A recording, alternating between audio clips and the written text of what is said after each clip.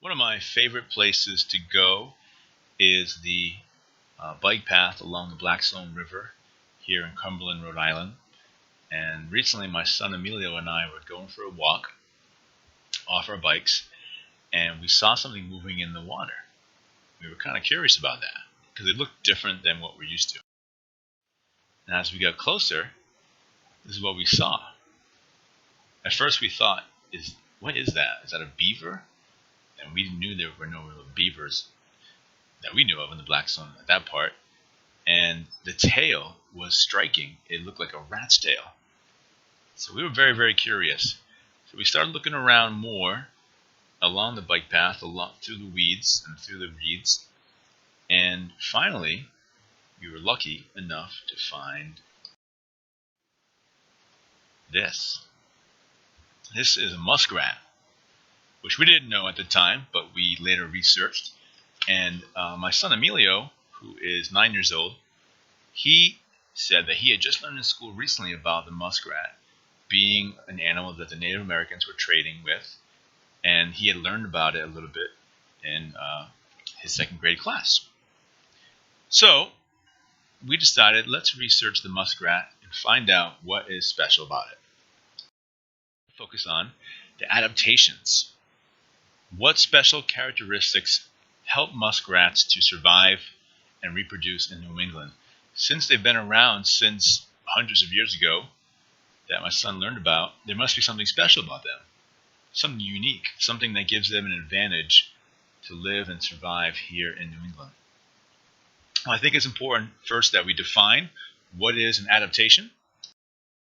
And the best quote and definition that I found is this.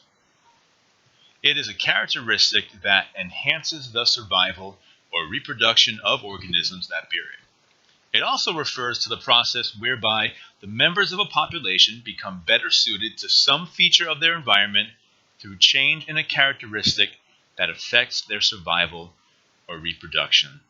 And this is from Dr. Douglas, I don't know how to say his last name, Fuyama.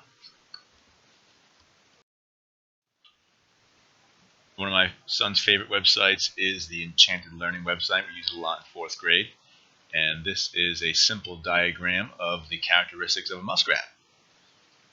The muskrat has a body kind of like a rat. That's why we thought it was a rat. It is in the rodent family. And you can see it has a long, scaly tail. But its feet are actually webbed. Not as much as a duck, but they are partially webbed. And you notice that as soon as you see one. What's really cool about muskrats is they can remain underwater for as long as 20 minutes. They can hold their breath for a really long time. And those webbed feet that they have are kind of like paddles on a boat, and their tails like the rudder. And they're able to swim around at a speed of up to 3 miles per hour. They can even swim backwards. And so that tail that struck us right away, it's pretty extraordinary. It's long and it is kind of flattened at the end, so it very much acts like a rudder, steers them around. Really, really cool. Another thing that we learned that makes muskrats so well adapted to New England, they have lots and lots of babies. Yeah, muskrats have offspring as much as 3 times in 1 year. Can you imagine being pregnant 3 times in 1 year? My wife would not like that at all. In fact, we have 4 kids, and each time was horrible. But muskrats, at least 3 times in 1 year. The average number of babies in each litter is 6. 6! So some muskrats have almost 20 kids in 1 year. Those babies are very weak for the first 30 days, but the mother takes special care of them before they go for their first swim at about 6 weeks old. So even though they're born very vulnerable, their behavior, which is an adaptation, is that the mother protects them for the first 30 days until they're strong enough. And so even though they have so many babies, a lot of them actually do survive, which is different than some other species you learn about. And they get to be so cute. Another thing really neat about muskrats is that they have these houses which are easy to make, cheap houses, They use just the natural resources around them, weeds and different vegetation around. And their lodge, the way it's designed, is there's only an entranceway under water. And so this definitely protects them. And this is something that is an adaptation that will help them survive. It's going to help them reproduce and live longer, and all those babies that they have are going to have a better chance of survival. And that's why we see so many muskrats still today in New England, and that a father and son can be lucky enough to see while walking along a bike path. It's good, right? Not exactly. It's not that muskrats don't have any predators. They do. Raccoons, the weasel actually loves to eat muskrats, and birds of prey. Because they have these adaptations for survival, it doesn't mean they're guaranteed to survive. An adaptation just makes it easier for an animal in that habitat. And so they're really well suited, and they have the best chance of survival compared to other animals, but it doesn't mean they're always going to survive. When we thought about some of the things that make them so successful, here are some of their best survival skills. Well, the muskrat hibernates during winter months. It's not out there in the cold. It's not vulnerable to extreme weather. It's sleeping, which is something that I wish humans could do. Its diet is almost 95% plants, so very plentiful diet. And they do eat, they eat clams and other fish, and they eat, some small things they find on land, but generally they eat mostly plants. So it's easy for them.